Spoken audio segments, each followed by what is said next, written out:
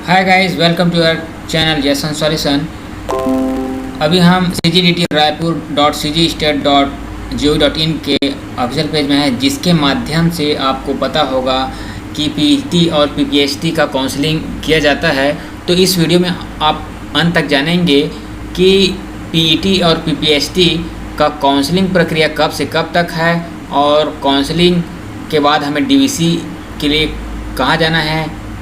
अगर हमारे चैनल में पहले विजिट किए हैं तो चैनल को सब्सक्राइब कर लीजिए और बेल आइकन को ऑल प्रेस कर लीजिए, और हमारे सदस्य हैं तो हमें मोटिवेशन देने के लिए लाइक करिए और अपने दोस्तों से शेयर करिए।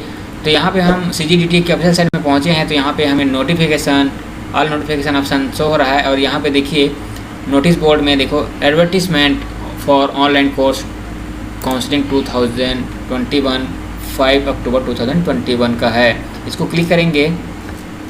क्लिक करूँगा तो देखिए मैं डैशबोर्ड में चला जाऊँगा और इसके बारे में चलिए रिव्यू करते हैं। यहाँ पे देखिए यह 5 तारीख को निकला हुआ लेटर है, directorate of technical education Chhattisgarh. इसी के माध्यम से हमारा PPST और PET का काउंसलिंग प्रक्रिया होता है। यहाँ पे लिखा है 21-22 में छत्तीसगढ़ इंजीनियरिंग संस्थाओं में संचालित bachelor of engineering and technology पाठ्यक्रमों में छत्तीसगढ़ राज्य कोटा सीटों पर प्रवेश के लिए CGPET 2021 की मेरिट सूची के आधार पर एवं अन्य राज्य कोटा सीट पर प्रवेश के लिए JEE मेन 2021 के पेपर फर्स्ट के अंतिम NTF स्कोर मेरिट के आधार पर लिया जाएगा, ऐसा कहा गया है। तो चलिए हम इसके मुख्य बातों पर ध्यान करेंगे, फोकस देंगे। काउंसलिंग कार्यक्रम, तो आपको बता दें कि काउंसलिंग की जो प्रक्रिया है, ऑनलाइन काउंसलिंग के लिए वेबसाइट में online registration form option form आपको भरना होगा।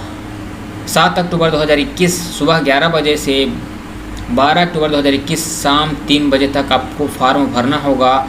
इसमें मैं बताना चाहूँगा कि आप चाहे PPST हो चाहे PET हो, CGPET हो या PPST हो, अर्थात इंजीनियरिंग या डी फार्मेसी और बी फार्मेसी के लिए फॉर्म भरे हैं, तो आप अगर जाना ही चाह रहे हैं तब काउंसलिंग प्रक्रिया में भाग लीजिए।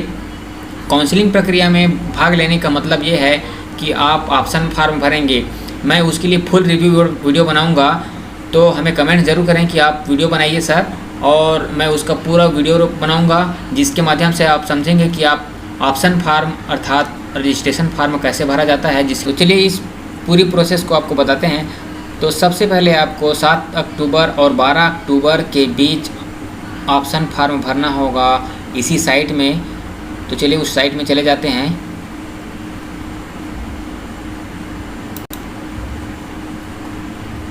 यहाँ पे देखो लिखा हुआ है, उसके जस्ट नीचे स्क्रॉल हो रहा है, यहाँ पे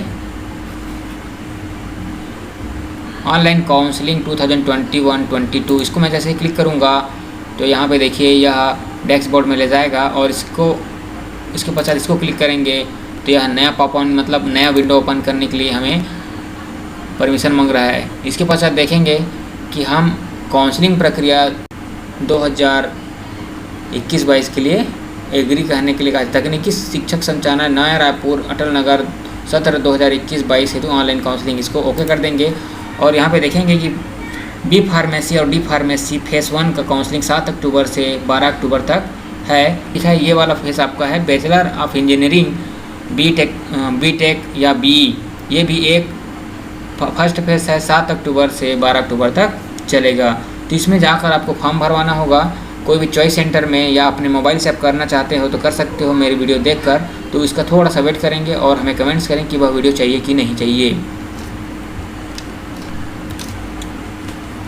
तो कहने का तात्पर्य यह है, आप बी फार्मेसी या डी फार्मेसी अर्थात PPST फॉर्म भरे थे और एग्ज़ाम दिलाए हैं, और व्यावसायिक परीक्षा मंडल के माध्यम से आपको रिजल्ट भी मिल गया है, तो उसका हार्ड कॉपी निकाल कर रखेंगे। उसी प्रकार बैचलर ऑफ इंजीनियरिंग बीटेक या BE के लिए भी एग्ज़ाम दिलाए हैं, उसका PET फॉर्म निकाल कर रखेंगे, और आपको इसमें काउंसलिंग प्रक्रिया में भाग लेना है।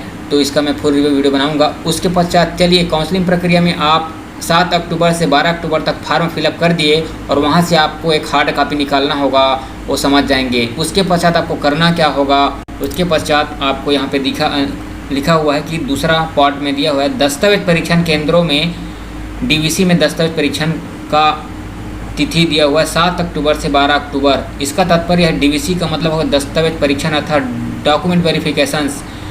यहाँ पे 7 अक्टूबर से 12 अक्टूबर तक फार्म भरने के बाद आपका काम ख़त्म नहीं हो जाता है। अब आता है मुख्य बात, यहाँ पे जो 7 अक्टूबर से 12 अक्टूबर तक आपको अपने मुख्य दस्तावेज़ों को लेकर जाना होगा। तो कहाँ जाना होगा, इसको चलिए चर्चा कर लेते हैं। यहाँ पे देखिए कहा गया है कि समस्त पाठ्यक्रमों में ऑनलाइन काउंसलिंग में की सामान्यतः 2 मुख्य चरण एवं संस्था स्तर पर ऑनलाइन काउंसलिंग का एक ही चरण होगा। तो अभी पहला चरण चल रहा है ऑनलाइन का। आवश्यकता अनुसार ऑनलाइन काउंसलिंग के 2 से अधिक चरण एवं संस्था स्तर की ऑनलाइन काउंसलिंग 1 से भी अधिक चरण में किया जा सकता है। तो अभी ऑनलाइन काउंसलिंग प्रथम चरण चल रहा है, तो ऑनलाइन काउंसलिंग के बाद ही संस्था स्तर का काउंसलिंग चलेगा। तो अभी प्रथम चरण का ऑनलाइन काउंसलिंग चल रहा है। तो यहाँ पे 8वां पॉइंट में कहा है कि पाठ्यक्रम विशेष की काउंसलिंग में भाग लेने हेतु विद्यार्थी ऑनलाइन पंजीयन, जहाँ इंटरनेट की सुविधा हो, घर पर ही किसी साइबर कैफ़े में या किसी इंटरनेट पार्लर में कर सकते हैं कहा जा रहा है। आप स्वच्छंद हो कहीं पर भी, आप 7 तारीख से 12 तारीख तक सबको रजिस्टर करना अनिवार्य है। उसके बाद यहाँ पे 9 पॉइंट में कहा है कि ऑनलाइन पंजीयन के उपरांत विद्यार्थी व्यक्तिगत जानकारी, प्रवेश परीक्षा संबंधी जानकारी यदि लागू हो तो शैक्षणिक योग्यता की जानकारी, फोटो हस्ताक्षर अपलोड कर ऑनलाइन प्लेटफॉर्म में निर्धारित काउंसलिंग फीस अर्थात काउंसलिंग फीस रखा गया है लगभग 300 रुपये आपको काउंसलिंग फीस देना होगा। तत्पश्चात विद्यार्थी प्राथमिकता क्रम में इच्छानुसार अधिक से अधिक संस्था चुन सकते हैं। कहने का मतलब है मान लो जाए 100 कॉलेज हैं तो आपको प्राथमिकता क्रम में भरना होगा। पहले आपको कौन से कॉलेज में एडमिशन लेना चाह रहे हैं, उसके बाद दूसरा प्रायोरिटी कौन सा, उसमें नहीं हुआ तो किस में लेना चाह रहे हैं, उसके बाद उसमें नहीं हुआ तो किस में लेना है। तो वैसे इस क्रम को आगे लास्ट तक आपको 100वां कॉलेज तक भर सकते हैं। उसके पश्चात आवेदन करने हेतु विद्यार्थी के पास निम्न दस्तावेज होना चाहिए। मतलब आप आवेदन करेंगे, ऑनलाइन बैठेंगे तो आपके पास क्या होना चाहिए, 10वीं अनुसूची की पीपीएचटी का और पीईटी का आपके पास मार्कशीट होना चाहिए। और यहाँ पे कहा गया सामान्य प्रवेश परीक्षा अर्थात 12वीं कक्षा की अंकसूची होना चाहिए, छत्तीसगढ़ मूल निवासी प्रमाण पत्र होना चाहिए। और यहाँ पे कहा जाए स्थायी जाति अनिवार्य है, अस्थायी स्वीकार नहीं है कहा जा रहा है। और स्वतंत्रता सेनानी अगर हैं तो उसका लागू तो यहाँ पे ज़रूरत पड़ेगा। तत्पश्चात यहाँ पे और मुख्य बातों को देख लेते हैं। अब आवंटन से पूर्व अभ्यर्थियों को दस्तावेज का परीक्षण कराना है, अर्थात आपने काउंसलिंग फार्म भर लिया इसके माध्यम से और उससे एक हार्ड कॉपी निकाल लिया, उसके बाद आपको दस्तावेज परीक्षण करने के लिए जाना होगा। इसका मतलब है कि आप फार्म भरे हैं तो आप सही भरे हैं और आप छत्तीसगढ़ के निवासी है कि नहीं है। तो ओरिजिनल दस्तावेज लेकर आपको डीवीसी सेंटर अर्थात डॉक्यूमेंट वेरिफिकेशन सेंटर आपको जाना होगा। तो यहाँ पे देखिए काउंसलिंग के समय अभ्यर्थियों को दस्तावेज परीक्षण के लिए प्रवेश के लिए विभिन्न इंजीनियरिंग पॉलिटेक्निक कॉलेज जाना होगा, तभी आप काउंसलिंग में भाग ले पाएंगे। अर्थात आप ऑनलाइन करके छोड़ दिए और डॉक्यूमेंट वेरिफिकेशन कराने के लिए 7 तारीख से 12 तारीख तक नहीं गए हैं तो आप पहले काउंसलिंग में भाग नहीं ले पाएंगे कहने का मतलब है। अर्थात वहाँ जाओगे तो आपका लॉक होता है और काउंसलिंग में चला जाता है। जो वेरिफिकेशन के लिए नहीं जाएगा वह उस काउंसलिंग में भाग नहीं लिया है ऐसा माना जाता है। अभ्यर्थी को दस्तावेज परीक्षण हेतु सत्यापन हेतु आवश्यक दस्तावेज प्रस्तुत करना होगा। अब वह दस्तावेज क्या होगा, देखिए दस्तावेज परीक्षण में मूल प्रमाण पत्र जमा नहीं किया जाता है। इंटरनेट से प्राप्त की गई अंक सूची प्रमाण पत्र दस्तावेज परीक्षण हेतु स्वीकार्य होगा। अर्थात कहने का मतलब है आप जो यहाँ काउंसलिंग ऑप्शन फार्म भरेंगे उसका कॉपी निकाल लेंगे और आपका सारे ओरिजिनल प्रमाण पत्र है 10वीं 12वीं, आधार कार्ड, जाति, निवास, आय प्रमाण पत्र हो तो सबको फ़ोटो कापी करके और अपना स्वयं का हस्ताक्षर करके एक सेट बना कर ले जाना है और कम से कम 3 फ़ोटो ले जाना है। और जो इंटरनेट से कापी निकाले रहे हैं काउंसलिंग का उसको भी 2 प्रति में ले जाएंगे और ओरिजिनल तो साथ में दिखाने के लिए ले जाना है। तो 17, 21, 22 में ऑनलाइन काउंसलिंग हेतु दस्तावेज परीक्षण केंद्रों की सूची है। तो विद्यार्थी आप यहाँ देखेंगे कि ओरिजिनल दस्तावेज और उसका एक सेट फ़ोटोकॉपी विद सिग्नेचर और 2 फ़ोटो लेकर आपको इन संस्था में जाना होगा। देखिए मैं इसको धीरे धीरे स्क्रॉल कर रहा हूँ, आप देख लीजिए। इस बाद 7 तारीख से 12 तारीख तक इन संस्थाओं में अगर जाओगे तभी आपको काउंसलिंग में भाग लिया है ऐसा माना जाएगा, अन्यथा आपका जो फार्म भरे वो निरस्त हो जाएगा। देखिए रायपुर वालों के लिए शासकीय इंजीनियरिंग महाविद्यालय रायपुर दिया हुआ है, उसका कॉन्टैक्ट नंबर दिया है, और एक और कॉन्टैक्ट दिया हुआ है यहाँ पे महिला पॉलिटेक्निक रायपुर भी दिया हुआ है। देखिए शासी कन्या पॉलिटेक्निक रायपुर दिया, इसका भी कॉन्टैक्ट नंबर है। यहाँ पे आप जाकर कॉन्टैक्ट कर सकते हैं कहाँ पे है ऐसे करके। तो दोनों जगह में से किसी एक जगह में जाना होगा। अब डॉक्यूमेंट वेरिफिकेशन कराने के बाद आपका उसके बाद की प्रक्रिया देखते हैं। चलिए, उन संस्थाओं में डॉक्यूमेंट वेरिफिकेशन 7 से 12 तारीख तक करवा कर आने के बाद सीट आवंटन होगा 14 अक्टूबर शाम 4 बजे तक। अर्थात आपके मोबाइल में मैसेज आ जाएगा कि यह अमुक महाविद्यालय मिला है, ऐसे करके आपका आवंटन मोबाइल में मैसेज आ जाएगा और आपके डीटी के ऑफिशियल साइट में फॉर्म भरे हैं उसमें भी अपलोड हो जाएगा। उसके पश्चात कहा गया आवंटन संस्था में प्रवेश लेने का कार्य, अर्थात आपको मोबाइल में मैसेज आएगा कि आपको इस महाविद्यालय में आवंटन मिला है। तो 16 तारीख से 20 तारीख तक अक्टूबर में 2021 तक आपको वहाँ पे एडमिशन लेना होगा। अब मान लो जाए यहाँ पे आपने एडमिशन लेने के लिए नहीं गए 16 तारीख से 20 तारीख के बीच में, तो वह स्वयं आपका निरस्त हो जाएगा, आपको द्वितीय काउंसलिंग में भाग लेना होगा। अब उसके पश्चात यहाँ पे द्वितीय काउंसलिंग खत्म, प्रथम काउंसलिंग 20 तारीख को ख़त्म हो जाएगा।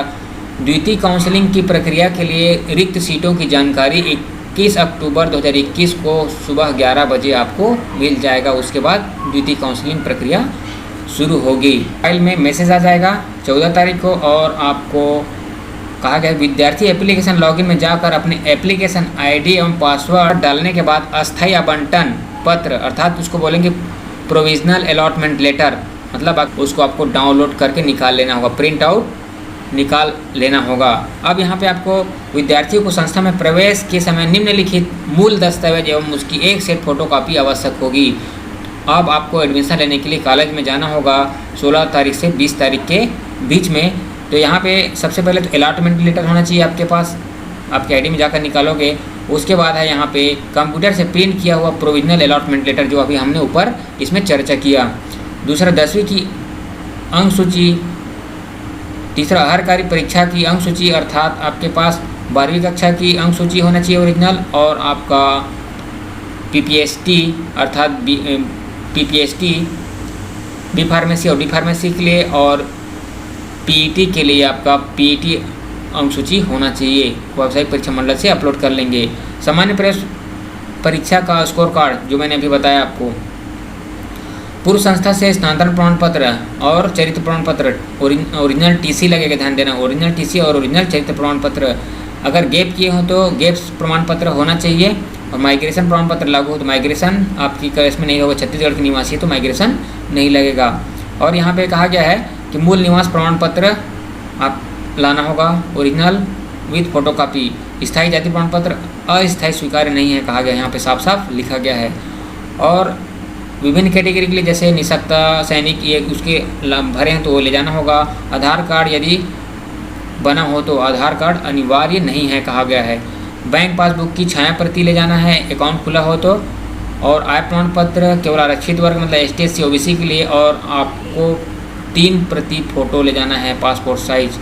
ये काउंसलिंग प्रक्रिया कार्यक्रम निकला है, उसके लास्ट पॉइंट को देखते हैं। यहाँ पे मुख्य बात दिया हुआ है यहाँ पे कि सीट आवंटन से पूर्व अभ्यर्थी को दस्तावेज का परीक्षा निर्धारित समय अवधि में अर्थात 7 अक्टूबर से 12 अक्टूबर तक फार्म भरकर आपको डीवीसी के लिए जाना अनिवार्य होगा। दस्तावेज परीक्षण केंद्र में अभ्यर्थी को स्वयं उपस्थित होना होगा। रविवार एवं शासकीय अवकाश के दिन प्रवेश हेतु संस्था खुली रहेगी। मतलब डीवीसी के लिए नहीं कहा जा रहा है, मतलब डॉक्यूमेंट वेरिफिकेशन के लिए नहीं कहा जा रहा है, आपको एडमिशन के लिए कहा जा रहा है कि जिस महाविद्यालय में आपको मिलेगा वहाँ पे रविवार को भी संस्था खुली रहेगी, कहा गया है। लेकिन आप दस्तावेज परीक्षण के लिए जाओगे उसमें सरकारी अवकाश को छोड़कर ही जाना होगा, अर्थात संडे को नहीं जाना है आपको। चौथा, ऑनलाइन काउंसलिंग में संबंधित जानकारी हेतु नियंत्रण कक्ष रखा गया है, तो उसका दूरभाष क्रमांक ये दिया हुआ है, उसको देख लेंगे। और कोई भी समस्या हो तो आप इस मेल पर मेल करके अपनी समस्या दूर कर सकते हैं। तो दोस्तों, आज का यह वीडियो आपको कैसा लगा? बिल्कुल आपको क्लियरली समझ में आया होगा काउंसलिंग प्रक्रिया। और अगर काउंसलिंग फार्म भरने के लिए वीडियो चाह रहे हैं तो हमें कमेंट्स करें चाहिए करके। तो मिलते हैं नए वीडियो में। जय हिंद।